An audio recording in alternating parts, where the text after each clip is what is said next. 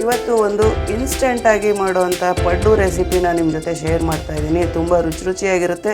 ಕಡಿಮೆ ಸಾಮಗ್ರಿಗಳನ್ನ ಬಳಸಿ ಮಾಡುವಂಥದ್ದು. ಈ ಕಪ್ನ ಅಳತೆಗೆ ತೊಗೊಂಡಿದ್ದೀನಿ. ಈ ಕಪ್ಪಲ್ಲಿ 1 ಕಪ್ಪಷ್ಟು ಅಕ್ಕಿ ತೊಗೊಂಡಿದ್ದೀನಿ. ಸೋನಾ ಮಸೂರಿ ಅಕ್ಕಿ ನಾನಿಲ್ಲಿ ಹಾಕಿದ್ದೀನಿ. ಯಾವ ಅಕ್ಕಿ, ದೋಸೆ ಅಕ್ಕಿ, ರೇಷನ್ ಅಕ್ಕಿ ಯಾವ್ದು ಬೇಕಾದರೂ ಬಳಸ್ಬೋದು. 1 ಕಪ್ ಅಕ್ಕಿಗೆ ಅರ್ಧ ಕಪ್ಪು ಅವಲಕ್ಕಿ ಮತ್ತು 1 ಟೀ ಸ್ಪೂನಷ್ಟು ಕಡಲೆಬೇಳೆ ಹಾಕ್ತಾಯಿದ್ದೀನಿ. ಈಗ ಇದನ್ನು ನೆನೆಸೋಕ್ಕೆ ಇಡ್ತೀನಿ. 1 ಗಂಟೆ ನೆನೆಸಿದ್ರೆ ಸಾಕು. 1-2 ಸಲ ಅಕ್ಕಿನ ತೊಳೆದ್ಬಿಟ್ಟು ನೆನೆಯೋಕ್ಕೆ ಹಾಕ್ತೀನಿ. ಅಕ್ಕಿನ ತೊಳೆದಿದ್ದಾಗಿದೆ. ಈಗ ಫ್ರೆಶ್ ನೀರು ಹಾಕಿಬಿಟ್ಟು 1 ಗಂಟೆ ನೆನೆಯೋದಕ್ಕೆ ಬಿಡ್ತೀನಿ. 1 ಅಥವಾ 1.5 ಗಂಟೆ ನೆನೆದ್ರೂ ಪರವಾಗಿಲ್ಲ. ಅದೇ ರೀತಿ ಅವಲಕ್ಕಿನೂ ನೆನೆಸ್ತೀನಿ. ಅವಲಕ್ಕಿ ಜೊತೆಗೆ ಕಡಲೆಬೇಳೆ.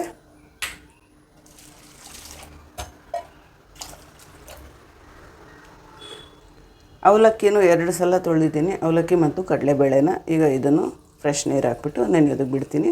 1 ಗಂಟೆ ಅಕ್ಕಿ ಮತ್ತು ಅವಲಕ್ಕಿ 2 ನೆನ್ಕೊಳ್ಳಿ. ಅಕ್ಕಿ ಅವಲಕ್ಕಿ ನೆನೆ ಹಾಕಿದ್ದು 1 ಅವರ್ ಆಗಿದೆ ನೋಡಿ. ಕರೆಕ್ಟಾಗಿ ನೆಂದಿದೆ. ಈಸಿಯಾಗಿ ಕಟ್ಟಾಗುತ್ತೆ ಅಕ್ಕಿ ಅಂದರೆ ನೆಂದಿದೆ ಅಂತ ಅರ್ಥ. ಈಗ ಇದನ್ನು ಗ್ರೈಂಡ್ ಮಾಡ್ಕೊಳ್ಳೋಣ. ಅಕ್ಕಿ 1 ಸಲ, ಅವಲಕ್ಕಿ 1 ಸಲ, 2 ಬ್ಯಾಚಲ್ಲಿ ರುಬ್ಕೊಳ್ತೀನಿ. ಸ್ವಲ್ಪ ನೀರು ಹಾಕಿನೇ ರುಬ್ಬಬೇಕು. ತುಂಬ ಜಾಸ್ತಿ ನೀರು ಹಾಕಿ ತುಂಬ ತೆಳ್ಳಗೂ ಮಾಡಬಾರ್ದು. ರೆಗ್ಯುಲರ್ ಇಡ್ಲಿ ಹಿಟ್ಟಿನ ಹದದಲ್ಲಿ ಮಾಡಿಕೊಂಡ್ರೆ ಸಾಕು.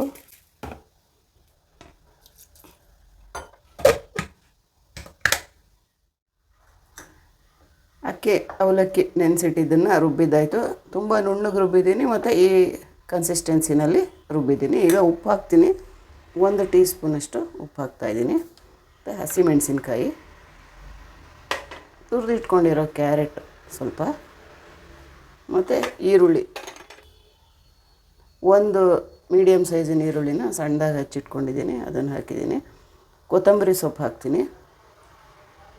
ಮತ್ತು ಇದಕ್ಕೆ ಒಂದು ಸಣ್ಣ ಒಗ್ಗರಣೆ ಮಾಡ್ಕೊಳ್ತೀನಿ. ಅದನ್ನು ಹಿಟ್ಟಿನಲ್ಲಿ ಸೇರಿಸ್ಬಿಟ್ಟು ಪಡ್ಡು ರೆಡಿ ಮಾಡ್ಕೊಳ್ಳೋದು. ಅಕ್ಕಿ ನೆನೆ ಹಾಕೋದು 1 ಅವರ್ ಬಿಟ್ಟರೆ ಇನ್ನೆಲ್ಲನೂ ಭಾಳ ಫಾಸ್ಟಾಗಿ ಆಗುತ್ತೆ. ತುಂಬ ಟೈಮ್ ಏನೂ ತಗೊಳ್ಳಲ್ಲ. 10 ನಿಮಿಷದಲ್ಲಿ ರೆಡಿ ಮಾಡ್ಕೊಳ್ಬೋದು.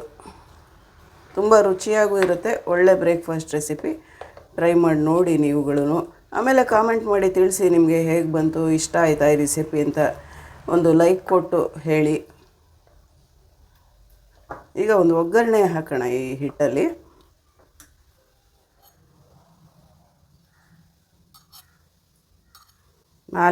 ಚಿಕ್ಕ ಸ್ಪೂನಲ್ಲಿ 4 ಸ್ಪೂನ್ ಎಣ್ಣೆ ಹಾಕಿದ್ದೀನಿ. ಸಾಸಿವೆ, ಉದ್ದಿನಬೇಳೆ, ಕಡಲೆಬೇಳೆ 1 ಟೇಬಲ್ ಸ್ಪೂನಷ್ಟು, ಕರಿಬೇವಿನ ಸೊಪ್ಪನ್ನು ಸಣ್ಣದಾಗಿ ಹಚ್ಚಿಟ್ಕೊಂಡಿದ್ದೀನಿ.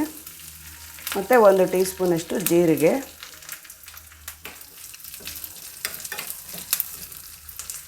ಮತ್ತು ಇಲ್ಲಿ ಹುರುಳಿಕಾಯಿನ ತುಂಬ ಸಣ್ಣದಾಗಿ ಹಚ್ಚಿಟ್ಕೊಂಡಿದ್ದೀನಿ. ಇದನ್ನು ಒಗ್ಗರಣೆಯಲ್ಲಿ ಸ್ವಲ್ಪ ಹುರಿತೀನಿ. ಕ್ಯಾರೆಟ್ನ, ಈರುಳ್ಳಿನೆಲ್ಲ ಡೈರೆಕ್ಟಾಗಿ ಹಾಕಿದೆ ಹಿಟ್ಟಲ್ಲಿ. ಹುರುಳಿಕಾಯಿನ ಮಾತ್ರ ಎಣ್ಣೆಯಲ್ಲಿ ಸ್ವಲ್ಪ ಬಾಡಿಸ್ತೀನಿ. ಯಾಕೆಂದರೆ ಹುರುಳಿಕಾಯಿ ಸ್ವಲ್ಪ ಹಾರ್ಡಾಗಿರುತ್ತಲ್ಲ ಈ 2 ತರಕಾರಿಗಳಿಗಿಂತ. ಹಾಗಾಗಿ ಚೂರು ಎಣ್ಣೆಲಿ ಹುರಿದ್ರೆ ಕರೆಕ್ಟಾಗಿ ಬೇಯುತ್ತೆ ನಾವು ಪಡ್ಡು ಹಾಕಿದಾಗ. ಇಲ್ಲದ್ರೆ ತುಂಬ ಗಟ್ಟಿಯಾಗಿ ತಿನ್ನುವಾಗ ಸಿಕ್ಕಿದ್ರೆ ಅಷ್ಟೊಂದು ಚೆನ್ನಾಗಿರಲ್ಲ. ಈ ಹುರುಳಿಕಾಯಿ ಜೊತೆಗೆ ಕ್ಯಾಪ್ಸಿಕಮ್ ಕೂಡ ಹಾಕ್ಕೊಳ್ಬೋದು ಈ ಪಡ್ಡುನಲ್ಲಿ. ಏನೇನು ತರಕಾರಿ ಸಾಧ್ಯನೋ ಅದೆಲ್ಲ ಹಾಕ್ಕೊಬೋದು. ಗೆಡ್ಡೆಕೋಸನ್ನು ತುರಿದ್ಬಿಟ್ಟು ಹಾಕ್ಕೊಳ್ಬೋದು. ನಾನಿಲ್ಲಿ ಕ್ಯಾರೆಟ್, ಹುರುಳಿಕಾಯಿ 2 ಹಾಕಿದೆ. ತುಂಬ ಏನು ಬೇಯಿಸೋದು ಬೇಡ, ಸ್ವಲ್ಪ ಎಣ್ಣೆಲಿ ಬಾಡಿಸಿದ್ರೆ ಸಾಕು. ಈಗ ಸಾಕು, ಇದಾಗಿದೆ. ಸ್ಟವ್ ಆಫ್ ಮಾಡ್ತಾಯಿದ್ದೀನಿ.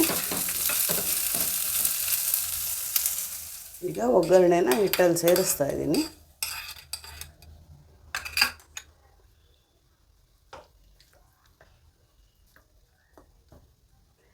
ಹದ ಕರೆಕ್ಟಾಗಿ ನೀವು ನೋಡ್ತಾ ಇರ್ಬೋದು ನೋಡಿ. ಫ್ಲೋಯಿಂಗ್ ಕನ್ಸಿಸ್ಟೆನ್ಸಿ ಇದೆ, ತೀರಾ ತೆಳ್ಳಗಿಲ್ಲ. ಈಗ ಕೊನೆಗೆ ಒಂದೇ ಒಂದು ಐಟಮ್ ಬಾಕಿ ಇದೆ. ಇದು ಇನ್ಸ್ಟೆಂಟಾಗಿ ಮಾಡ್ತಾ ಇರೋದ್ರಿಂದ ಈನೋ ಫ್ರೂಟ್ ಸಾಲ್ಟ್ನ ಹಾಕ್ತಾಯಿದ್ದೀನಿ. ಈನೋ ಬದಲು ಸೋಡಾನೂ ಹಾಕ್ಕೊಳ್ಬೋದು. ಸೋಡಾಗಿಂತ ಈನೋ ಬೆಟರ್, ಯಾಕೆಂದರೆ ಹೆಲ್ತ್ ವೈಸು ತುಂಬ ಒಳ್ಳೆಯದು. ಗ್ಯಾಸ್ಟ್ರಿಕ್ ಆಗೋಲ್ಲ ಏನೋ ಹಾಕೋದ್ರಿಂದ.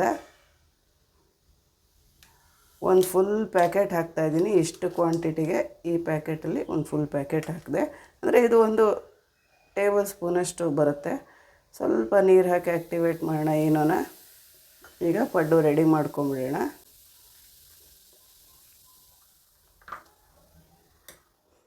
ಪಡ್ಡು ತವ ಬಿಸಿಯಾಗಿದೆ, ಎಣ್ಣೆ ಹಾಕ್ತೀನಿ. ಎಲ್ಲ ಮೇಲೆ ಮತ್ತೆ ಎಣ್ಣೆ ಹಾಕಬೇಕು ಅಂತ ಏನಿಲ್ಲ, ಹಾಕೋಕ್ಕೆ ಮೊದಲು ಒಂದು ಕಾಲು ಟೀ ಸ್ಪೂನಷ್ಟು ಎಣ್ಣೆ ಹಾಕಿದ್ರೆ ಸಾಕು. ಈ ಪಡ್ಡು ಎಷ್ಟು ಹೆಲ್ತಿ ಅಂದರೆ ಎಣ್ಣೆನೂ ಏನು ತುಂಬ ಹಿಡಿಸಿರಲ್ಲ.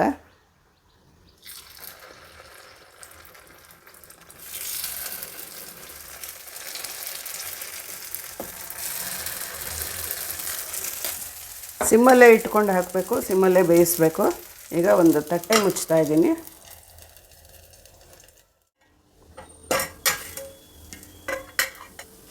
ತಿರುವಾಕೋಣ.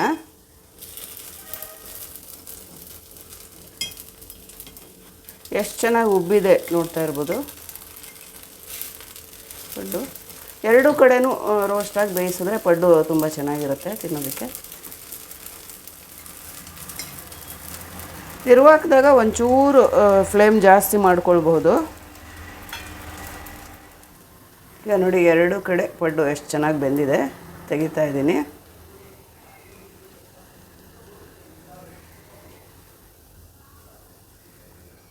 ಫ್ಲಫಿಯಾಗಿದೆ, ಚೆನ್ನಾಗಿ ಉಬ್ಬಿದೆ, ಎರಡೂ ಕಡೆ ಚೆನ್ನಾಗಿ ಬೆಂದಿದೆ.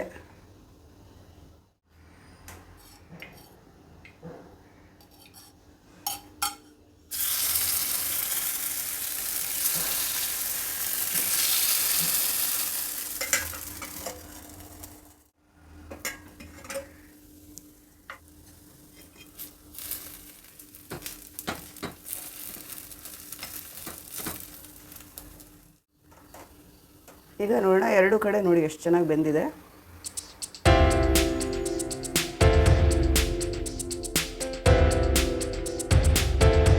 ಬಿಸಿ ಬಿಸಿಯಾದ ರುಚಿಯಾದ ಪಡ್ಡು ಗರಿಗರಿಯಾಗೂ ಕೂಡ ಇರುತ್ತೆ. ಬೆಳಗ್ಗೆ 1 ಅವರ್ ಅಕ್ಕಿ ಅವಲಕ್ಕಿ ನೆನೆಸ್ಬಿಟ್ಟು ಇನ್ಸ್ಟೆಂಟಾಗಿ ಮಾಡ್ಕೊಳ್ಳೋ ಅಂಥದ್ದು.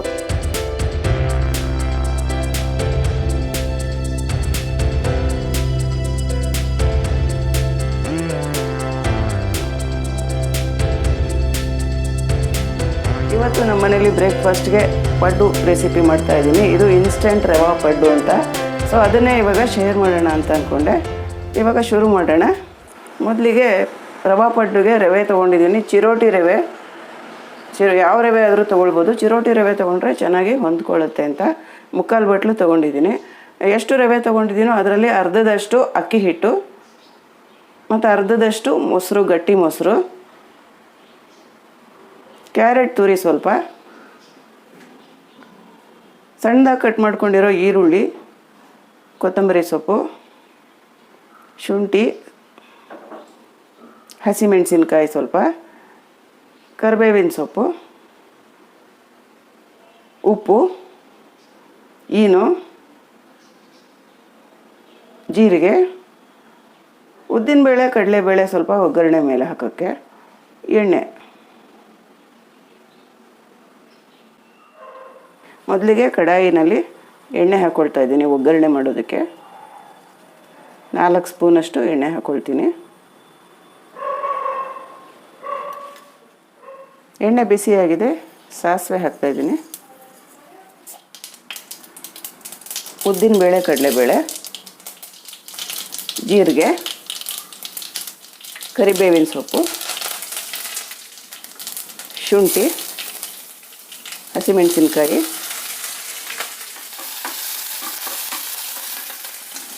ಈರುಳ್ಳಿ,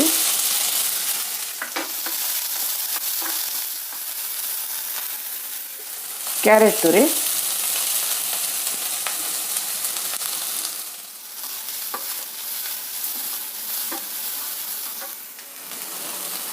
ಈಗ ರವೆ ಹಾಕ್ತಾಯಿದ್ದೀನಿ.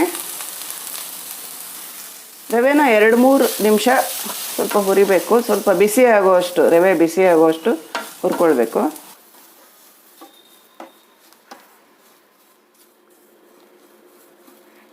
ಒಂದ್ಸಲ ಮುಟ್ಟಿ ನೋಡಿ, ಬಿಸಿ ಮುಟ್ಟಕ್ಕಾಗಲ್ಲ ಅನ್ನೋಷ್ಟು ಬಿಸಿ ಇದೆ ಅಂದಮೇಲೆ ಆಗಿದೆ ಅಂತ. ಸೊ ಇವಾಗ ಸ್ಟವ್ ಆಫ್ ಮಾಡ್ತಾಯಿದ್ದೀನಿ. ಇದು ಆಗಿದೆ. ಇದು ಸ್ವಲ್ಪ ಕೂಲ್ ಆಗಬೇಕು. ಇವಾಗ ರವೆ ಕೂಲ್ ಆಗಬೇಕು, ಹುರಿದಿರೋದು.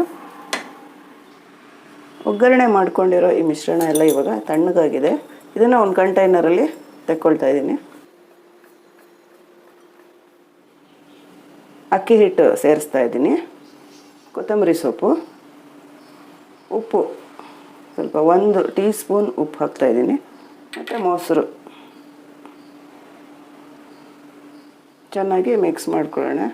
ಮೊಸರು ಅಷ್ಟೇ ಸಾಕು, ಮತ್ತು ನೀರಿನ ಅಂಶ ಬೇಕಂತ ಅನ್ಸಿದ್ರೆ ನೀರು ಹಾಕ್ಕೊಂಡು ಕಲಿಸ್ಬೇಕಾಗತ್ತೆ ಗಟ್ಟಿ ಆಯಿತು ಅಂತಂದರೆ. ನೀರು ಹಾಕ್ತಾಯಿದ್ದೀನಿ ಸ್ವಲ್ಪ.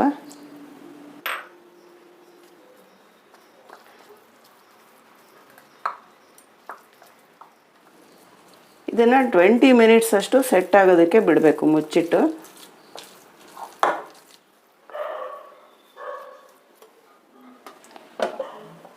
ಮಿನಿಟ್ಸ್ ಸೆಟ್ ಆಗೋದಕ್ಕೆ ಬಿಡೋಣ. 20 ನಿಮಿಷ ಆಗಿದೆ, ಸೆಟ್ ಆಗಿರುತ್ತೆ. ಇದು ಹೊಂದ್ಕೊಂಡಿದೆ ನೋಡಿ ಚೆನ್ನಾಗಿ. ಇದಕ್ಕೆ ದೋಸೆ ಹಿಟ್ಟು ಅಥವಾ ಇಡ್ಲಿ ಹಿಟ್ಟಿನ ಹದಕ್ಕೆ ಇದನ್ನು ಸೆಟ್ ಮಾಡ್ಕೋಬೇಕು ನೀರು ಹಾಕಿ. ತುಂಬ ತೆಳ್ಳಗೂ ಮಾಡ್ಕೊಳ್ಬಾರ್ದು.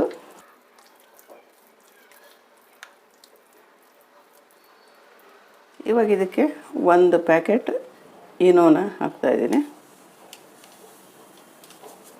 ಇನ್ಸ್ಟೆಂಟ್ ಪಡ್ಡು ಆದ್ದರಿಂದ ಈನೋ ಹಾಕಲೇಬೇಕು. ಸ್ವಲ್ಪ ನೀರು ಹಾಕಿದ್ರೆ ಅದು ಆ್ಯಕ್ಟಿವೇಟ್ ಆಗುತ್ತೆ ಚೆನ್ನಾಗಿ.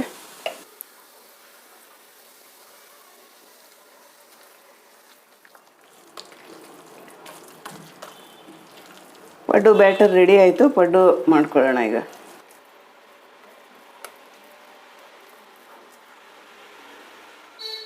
ಇದಕ್ಕೆ ಸ್ವಲ್ಪ ಎಣ್ಣೆ ಹಾಕ್ತೀನಿ.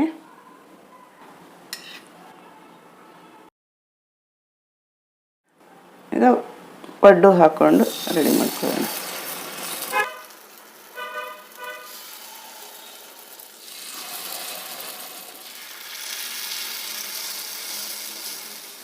ಲಿಡ್ ಕ್ಲೋಸ್ ಮಾಡಿ ಸಿಮ್ಮಲ್ಲಿ ಬೇಯಿಸಬೇಕು. ಇದನ್ನು ಸಿಮ್ಮಲ್ಲಿ ಇಟ್ಕೊಂಡು ಚೆಕ್ ಮಾಡಿ ನೋಡೋಣ ಬೆಂದಿದೆಯಾ ಏನು ಅಂತ. ಬೆಂದಿದೆ.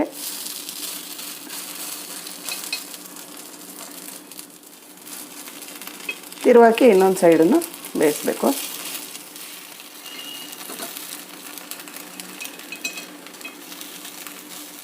ತಿರುವು ಹಾಕಿದಾಗ ಸ್ವಲ್ಪ ಫ್ಲೇಮ್ ಜಾಸ್ತಿ ಮಾಡ್ಕೊಳ್ಬೇಕು, ಆವಾಗ ಇನ್ನೊಂದು ಸೈಡು ಚೆನ್ನಾಗಿ ಗರಿ ಗರಿಯಾಗಿ ಬೇಯುತ್ತೆ.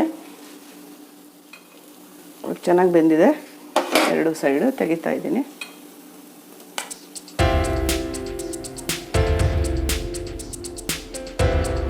ಇನ್ಸ್ಟೆಂಟಾಗಿ ರೆಡಿ ಆದಂಥ ಇನ್ಸ್ಟೆಂಟ್ ರವೆ ಪಡ್ಡು ಕೇವಲ ಅರ್ಧ ಗಂಟೆಯಲ್ಲಿ ರೆಡಿ ಆಯಿತು. ಸಾಫ್ಟಾಗಿ ಗೂಡು ಗೂಡಾಗಿ ಎಷ್ಟು ಮೃದುವಾಗಿದೆ. ಚಟ್ನಿ ಜೊತೆ ನಾನಿಲ್ಲಿ ಸರ್ವ್ ಮಾಡಿದ್ದೀನಿ.